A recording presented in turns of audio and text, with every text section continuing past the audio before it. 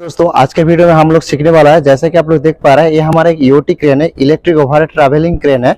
तो क्रेन पे जो हमारा डीएसएल इस्तेमाल होता है, तो डीएसएल का काम क्या है, इसका बारे में मेरे पास फ्रेंड्स का कमेंट आया था, उसका बारे में बताने के लिए। जो हमारा डीएसएल क्या होता है, डीएसएल कैसे लगा रहता है, कहाँ पे उपयोग किया जाता है, उसका बारे में बताने के लिए। तो डीएसएल का बारे में पूरा कॉन्सेप्ट इस वाला वीडियो में क्लियर हो जाएगा। दोस्तों जैसे कि आप लोग देख पा रहे हैं, ये हमारा ईओटी क्रेन है।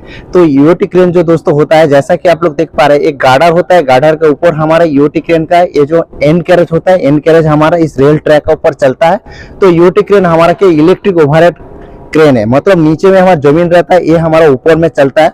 तो क्रेन को चलाने के लिए दोस्तों हमारा डीएसएल का जरूरत होता है, क्योंकि क्रेन को चलाने के लिए हमारा पावर सप्लाई की जरूरत होता है। तो पावर सप्लाई हम क्रेन को कैसे देगा, क्योंकि क्रेन जो होता है दोस्तों हमारा पूरा ट्रैवलिंग करता है। जैसा कि आप लोग देख पा रहे हैं क्रेन को, तो क्रेन जो ट्रैवलिंग करता है उस टाइम पे क्रेन को सप्लाई देने का काम करता है हमारा डीएसएल। मतलब डीएसएल जो लाइन होता है दोस्तों, डीएसएल में हमारा पावर सप्लाई हम लोग कनेक्शन कर देता हूँ। तो डीएसएल का थ्रू क्या होता है, हमारा करंट कलेक्टर लगा रहता है। तो करंट कलेक्टर के थ्रू हमारा क्रेन जो होता है, क्रेन पे हमारा पावर सप्लाई जाता है। दोस्तों जो हमारा ईओटी क्रेन है, चाहे हमारा गारंटी क्रेन है, दोनों क्रेन पे हमारा क्या 3 फेज हम लोग सप्लाई यूज करता हो। तो उसके लिए दोस्तों हमारा डीएसएल इस्तेमाल होता है। डीएसएल दोस्तों हमारा जो ईओटी क्रेन होता है, ईओटी क्रेन पे इस्तेमाल होता है। बहुत सारा गारंटी क्रेन पे क्या होता है दोस्तों, डीएसएल भी इस्तेमाल होता है।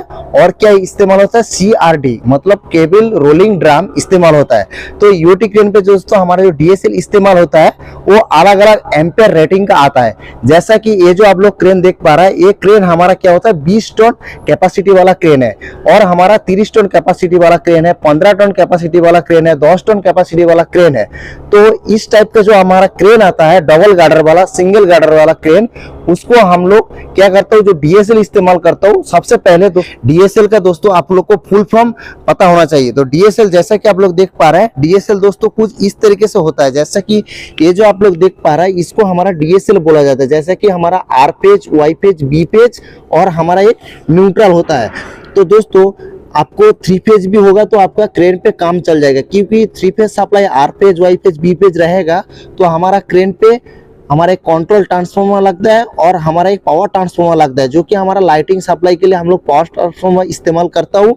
और जो हमारा कंट्रोल होता है, कंट्रोल के लिए हम लोग कंट्रोल सप्लाई इस्तेमाल करता हूँ। तो हम 415 वोल्ट डीएसएल से लेके उसको हम लोग 110 वोल्ट से कन्वर्ट कर सकता हो। इसीलिए दोस्तों डीएसएल आपका 3 होगा, मतलब इस तरीके से होगा तो आपका काम चल जाएगा। एक होता है हमारा डाउन सॉफ्ट लीड, डीएसएल का फुल फॉर्म होता है डाउन सॉफ्ट लीड। जैसा कि आप लोग देख पा रहे हैं, तो मैं आप लोग को दोस्तों दिखाने के लिए कोशिश कर रहा हूँ। आप लोग देख पा रहा है इस साइड वाला जो हमारा डीएसएल है दोस्तों, ये हमारा क्या है, इसमें हमारा 500 एम्पियर हमारा लोड ले सकता है। इस तरीके से हमारा इसमें डीएसएल लगाया है, क्योंकि ये जो हमारा बे है, इस बे में हमारा 2 से 3 क्रेन चलने वाला है। इसीलिए दोस्तों एक डीएसएल में इतना सारा क्रेन का लोड रहता है, तो इसीलिए दोस्तों इस तरीके से लगाया।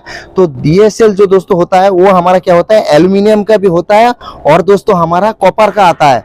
दोस्तों कॉपर का ज्यादा कॉस्टली आता है, लेकिन कॉपर का आप लगा देगा तो वो ज्यादा आपका मेंटेनेंस करने का जरूरत नहीं पड़ता है। लेकिन दोस्तों डीएसएल जो होता है, इसको हमारा डीएसएल बोला जाता है। तो डीएसएल दोस्तों हमारा एल्युमिनियम और कॉपर का होता है, लेकिन जो हमारा काला कनेक्टर होता है दोस्तों, वो शेप हमारा कॉपर का होता है। जैसा कि देख रहे हैं, ये जो हमारा डीएसएल है, इस डीएसएल हमारा एल्युमिनियम वाला है। ये हमारा 500 एम्पियर हमारा लोड ले सकता है। और इस साइड में मैं आप लोग को दिखा देता हूँ। जैसा कि इस साइड में जो आप लोग डीएसएल देख रहे हैं, जैसा कि देख रहे हैं, ये जो हमारा डीएसएल है, इस डीएसएल हमारा कॉपर का डीएसएल है। R phase, Y phase, B phase और हमारा एक अर्थिंग चाहे हमारा न्यूट्रल। तो दोस्तों डीएसएल में ये हमारा कॉपर होता है। तो कॉपर में जैसा कि ऊपर वाला ये जो देख रहे हैं, इसको हमारा इंसुलेशन बोला जाता है। इसका अंदर हमारा कॉपर है। तो इस कॉपर में हमारा क्या करंट कलेक्टर लगा रहता है। तो करंट कलेक्टर में आगे आप लोग को बताता हूँ करंट कलेक्टर किस टाइप का होता है। तो इसमें हमारा पावर सप्लाई रहता है। तो इधर से हमारा करंट कलेक्टर इसका अंदर से घिस के जाता है नीचे की तरफ। इस नीचे की तरफ हमारा करंट कलेक्टर लगा रहता है। तो करंट कलेक्टर घिस के जाता है, तो हमारा क्रेन पे हमारा सप्लाई पहुंचता है। तो डीएसएल में दोस्तों ज्यादा हमारा पूरा लंबा तार होता नहीं है। ये हमारा क्या 3 मीटर 4 मीटर होता है। तो इसका बीच में हमारा ज्वाइन होता है। जैसे कि देख रहे हैं, इधर हमारा जो डीएसएल है, डीएसएल को इधर ज्वाइन किया गया है। तो डीएसएल को ज्वाइन करने के लिए इसमें हमारा क्या जो जॉइंट का एक पोटी आता है उसी से आपको ज्वाइन करके इसका ऊपर कवर लगाना है। ये जो कवर दिख रहा है ये दोस्तों हमारा सेफ्टी के लिए पूरा डीएसएल का ऊपर इस प्लास्टिक का इंसुलेशन लगाया गया है। मतलब ये जो आप जो परचेस करेगा उसी टाइम पे लगा रहता है, इसका नीचे के साइड में खुला रहता है।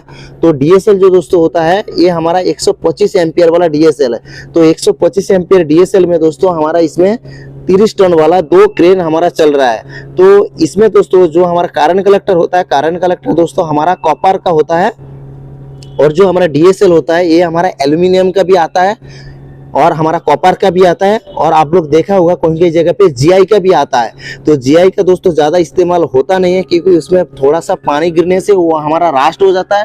तो रास्ट हो जाने की वजह से उसमें क्या है, पावर हमारा क्रेन को प्रॉपरली नहीं मिलता है, इसीलिए दोस्तों जीआई का ज़्यादातर इस्तेमाल होता नहीं है। ज़्यादातर हमारा फैक्ट्री में देखा जाए तो इस तरीके से दोस्तों हमारा जो कॉपर का डीएसएल होता है, कॉपर का डीएसएल इस्तेमाल किया जाता है, और दोस्तों हमारा एल्यूमिनियम वाला भी इस्तेमाल किया जाता है, जैसे कि आप लोग देख पा रहे हैं। तो दोस्तों बहुत सारा जगह पे आप लोग देखने का पुराना वाला जो हमारा ईओटी क्रेन होता है, पुराना वाला जो ईओटी क्रेन चलता है उसमें आप लोग देखने का जो हमारा आयरन वाला मतलब एंगल टाइप वाला डीएसएल लगाया गया है, जो कि हमारा इस तरीके से नहीं रहता है। इस जो गार्डर देख रहे हैं, गार्डर में नीचे 4 हमारा कारण कलेक्टर मतलब डीएसएल लगा रहता है। वो हमारा एंगल जो एमएस का एंगल होता है, मतलब आयरन वाला जो एंगल होता है वो लगा रहता है, उसमें हमारा सप्लाई दिया जाता है। तो उधर से हमारा क्या होता है, कास्ट आयरन वाला एक कारण कलेक्टर मिलता है मेटल का, उसी से हमारा क्या होता है, जो क्रेन होता है क्रेन पे हमारा सप्लाई पहुंचता है। तो आगे आप लोग देख लीजिए किस तरीके से हमारा डीएसएल से हमारा जो कारण कलेक्टर होता है, कारण कलेक्टर थ्रू हमारा क्रेन पे सप्लाई जाता है। जैसा कि आप लोग देख पा रहा है, ये जो आप लोग बास बार देख रहा है ये हमारा 200 एम्पियर वाला बास बार है। तो इधर से हमारा पावर सप्लाई जो क्रेन है, क्रेन पे हमारा पीपी पैनल पे जा रहा है। जैसा कि आप लोग देख पा रहे हैं ये हमारा डीएसएल है। तो डीएसएल में R phase, Y phase, B phase है कनेक्शन है। तो इसमें हम पावर सप्लाई नीचे से एक एसीबी ब्रेकर चाहे आप एमसीसी ब्रेकर से आपको इसमें पावर सप्लाई देना है। जैसा कि कारण कलेक्टर दोस्तों कुछ इस तरीके से लगा रहता है, जैसा कि आप लोग शायद देख पा रहा है इस तरीके से लगा रहता है। तो मैं उस साइड से थोड़ा आप लोग को दिखा देता हूँ किस तरीके से लगा है। दोस्तों अभी जैसा कि आप लोग देख पा रहा है ये हमारा क्या कारण कलेक्टर है। जैसा कि देख रहे हैं कारण कलेक्टर को इस तरीके से सेटिंग किया जाता है क्रेन का, जो हमारा इसको हमारा क्या बोलता है, ब्रिज गार्डर बोला जाता है। तो ब्रिज गार्डर में इस तरीके से हमारा एक चैनल लगाया गया, इसमें एडजस्ट करने के लिए इस तरीके से स्लॉट मार के कारण कलेक्टर को फिटिंग किया गया है। जैसा कि देख रहे हैं कारण कलेक्टर दोस्तों कुछ इस तरीके से होता है। ये हमारा एल्यूमिनियम वाला जो डीएसएल है इसका अंदर इस तरीके से लगा है। ये जो कारण कलेक्टर देख रहा है इसको इस तरीके से खींच कर बाहर कर सकता है। जैसा कि देख रहे हैं इसका ऊपर में इस तरीके से कॉपर का शू रहता है, इसमें हमारा स्लॉट रहता है, तो इसमें हमारा लग जाता है। तो इस तरीके से R phase, Y phase, B phase में हमारा इस तरीके से कारण कलेक्टर लगा है। तो कारण कलेक्टर का थ्रू दोस्तों हमारा जो क्रेन होता है क्रेन पे हमारा सप्लाई जाता है। तो आपको दोस्तों इंटरव्यू में पूछ सकता है जो हमारा डीएसएल होता है, डीएसएल से हमारा जो क्रेन होता है क्रेन पे हमारा सप्लाई किस तरीके से जाता है। तो आपको बताना पड़ेगा डीएसएल में हमारा पावर सप्लाई नीचे से हम लोग इनपुट सप्लाई देता हो, चाहे हमारा एमसीसीबी पैनल से, नहीं तो हमारा एसीबी पैनल से पावर सप्लाई देता हो 3 फेज सप्लाई। तो उधर से हमारा जो कॉपर का इसको हमारा कारण कलेक्टर बोला जाता है। तो कारण कलेक्टर ऊपर में दोस्तों हमारा शू होता है कॉपर का, उसी से हमारा पावर सप्लाई इस तरीके से हमारा एक मेन स्विच लगाया जाता है, नहीं तो हमारा बास बार लगाया जाता है। तो इधर से हमारा पीपी पैनल पे पावर सप्लाई जाता है, उधर से हमारा पावर सप्लाई डिस्ट्रीब्यूशन होता है। तो इस तरीके से दोस्तों हमारा क्रेन पे पावर सप्लाई पहुंचता है। दोस्तों डीएसएल जो हमारा ईओटी क्रेन होता है, ईओटी क्रेन पे ये जो हमारा रेल देख रहा है, रेल का ऊपर से इस तरीके से गार्डर से एंगल देके इस तरीके से इसका एक क्लैम आता है, इस क्लैम से इस एंगल से फंसा देता है।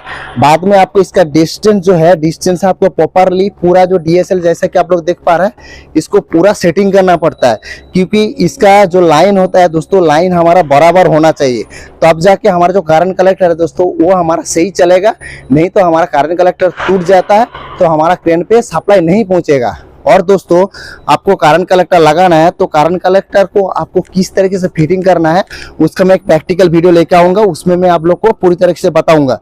जैसा कि देख रहे हैं ये जो हमारा डीएसएल है, इस डीएसएल में हमारा पावर सप्लाई देख रहा है, इतना बड़ा हमारा डीएसएल का लाइन है। तो इस मिडिल पे हम इधर पावर कनेक्शन किया है। जैसे कि देख रहे हैं इसमें R phase, Y phase, B phase connection किया गया।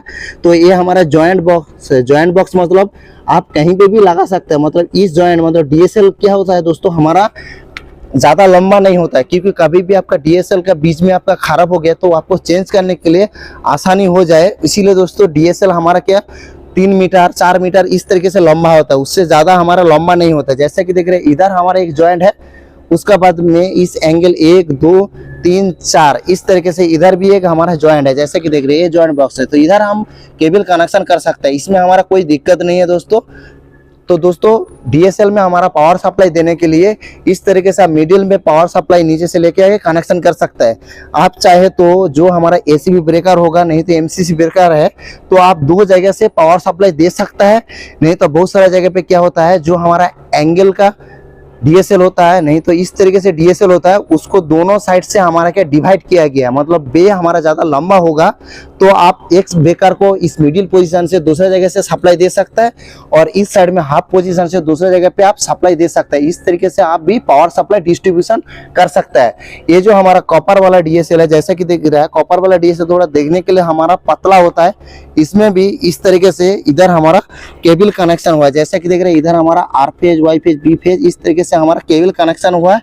डीएसएल होता है ये हमारा घिस के ज़्यादा खराब नहीं होता है। खराब जो होता है दोस्तों, जो हमारा क्रेन होता है, क्रेन पे हमारा सप्लाई पहुंचाने के लिए जो हम लोग करंट कलेक्टर इस्तेमाल करता हूँ, इस करंट कलेक्टर क्या होता है, घिस जाता है, तो आपको करंट कलेक्टर पूरा बदलना नहीं पड़ता है। करंट कलेक्टर में जो हमारा शू लगा रहता है उसको आपको बदलना पड़ेगा, तो आपका क्रेन दोस्तों चलेगा। इसमें इस तरीके से मेंटेनेंस करना है। और भी दोस्तों हमारा चैनल पे क्रेन का बारे में बहुत प्रैक्टिकल वीडियो है, आप चाहे तो जाके देख सकता है।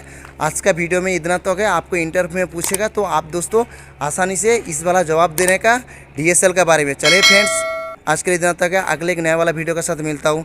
जय हिंद दोस्तों।